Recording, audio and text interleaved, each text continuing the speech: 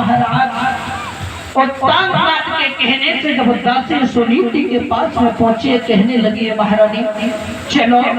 महाराज शादी करके आ गए, डोला द्वार पे खड़ा हुआ है, आज तो बड़ी प्रसन्न हुई है, खुशी का ठिकाना ही नहीं रहा। लेकिन महारानी सुनीति को क्या पता है प्रभु क्या तुम्हारे साथ होने वाला है। आज खुशी ही खुशी में दासी के साथ में महारानी सुनीति आरती का थाल लेके सामने पहुंच गई। इधर जब डोला के पास में दासी को भेजा है, कहा है उन्हें उतार के लाइए। आज जिस समय दासी ने ये कहा है सूर्य से कि तुम्हें तुम्हारी बड़ी बहन बुला रही है, और जो बड़ी बहन का नाम सुना सूर्य कहने लगी मेरी बड़ी बहन, मेरी बड़ी बहन कोई नहीं है। दासी कहने लगे महाराज की बड़ी वाली पत्नी। सूर्य कहने लगे इसका मतलब महाराज ने हमारे साथ छल किया है, मेरे साथ दूसरा विवाह किया, पहले से घर में पत्नी रखी हुई है। कहाँ है महाराज? महाराज को बुलाओ। जब महाराज को बुलाया, आज उत्तान जब पास में आए सूची कहने लगी है ये तुमने मेरे साथ क्या किया? आपके घर में पहले से रानी थी, लेकिन मेरे साथ क्यों विवाह किया? क्यों गए मेरे पिता के द्वार पर? समझा के बोलिए सूची। सुनो महाराज,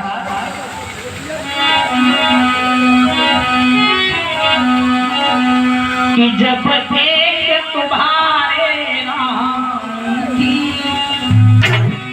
कि जब एक तुम्हारे नानी तुम मुझे व्यर्थ ले आए।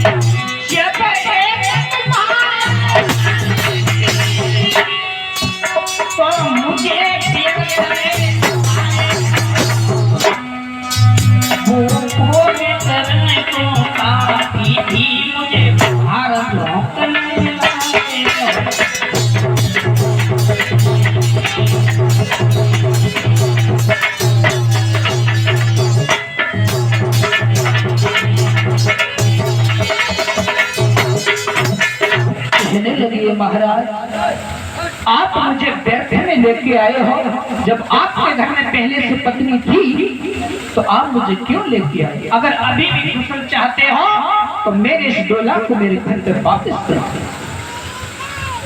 आज महाराज और तानपाद बोले हैं दासी से, दासी अब बुला सुनीति को, मैंने उसे 1000 बार मना किया मेरी दूसरी शादी न करा न करा, अब वो खुद ही आगे से समझा।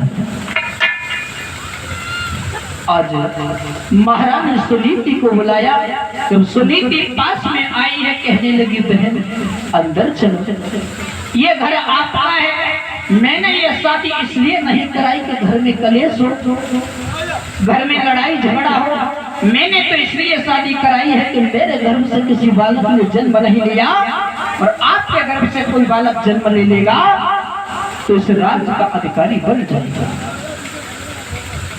और जो थोड़ी बात सुनी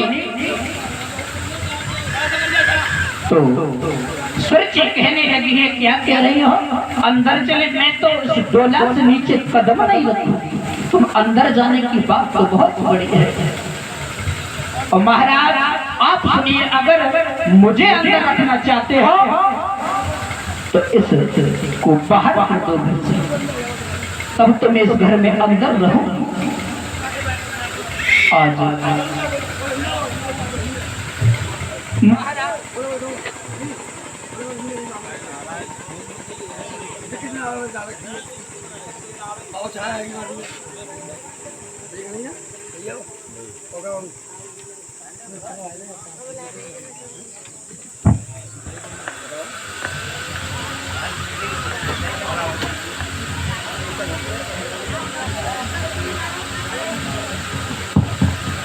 बोलिए गोविंद भगवान की।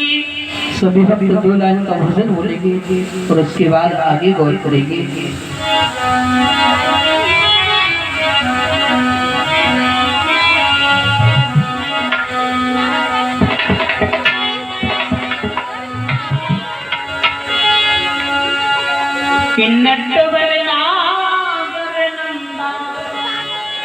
सभी भक्त ताली बजा के बोले, अरे नटवरना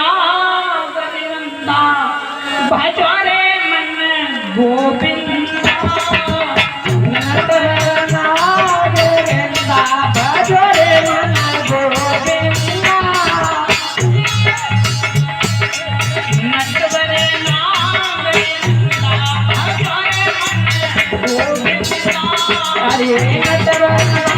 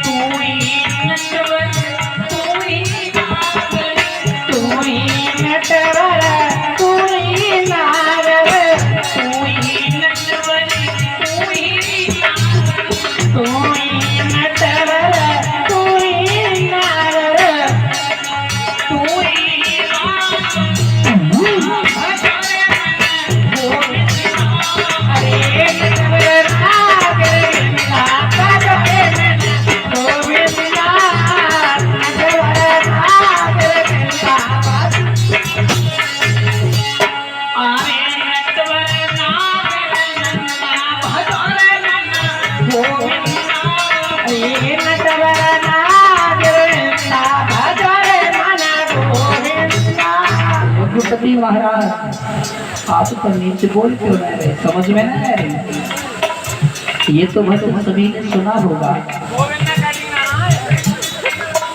और भजन बोलना बहुत जरूरी होता है। मैंने कल भी बताया, भजन नहीं बोलते कैसे हो जाते हैं। इसी तरीका से 3 लड़की रहे, 3 बेटी, और वो भगवान की कृपा से एक से एक बढ़ के रहे। कैसी रहे? यानी तीनों विवाह के योग्य थी और भगवान की कृपा से बोल कम पाते थी। तो जब उनके शादी वाले आए देखने के लिए, तो उन्होंने, उनके माता पिता ने पहले ही उनसे मना कर दिया कि आपको बोलना नहीं है, कितना भी कोई भी कुछ कहे लेकिन बोलियो मत, क्योंकि पता है अगर बोल दे तो पोल खुल जाए। सो बिन्ने कही ठीक है नहीं बोलेंगे। तो जो शादी वाले आए थे देखने के लिए, उनके लिए भोजन बनवाया गया। तो भोजन परस दिया। अब आती है भोजन परस के चली जाती है, लेकिन बोलती नहीं है। तो जो शादी वाले आए थे उनमें एक लड़का बड़ो चालू रहे पिंटू।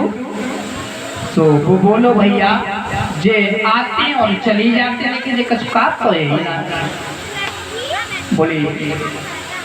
तब तक दूसरा लड़का बोलो कि बोले कैसे, तो बुलवाए को उसी न तू कहे तो अभी जे बोले, बोले तुम बुलवाए, बोले कि चाला कर रहे। सुबिन ने कही कि ठीक है। सुबिन जैसे आई, सुबिन ने जो कही सब्जी बहुत अच्छी बनाई, काऊ ने बनाई पर सब्जी बहुत ही बढ़िया बनाई। सुबिन पे नायरों को बड़ी वाई आई। सुबिन ने एकदम बोली, हमने नबतदारो नित्यदारी और थी ना,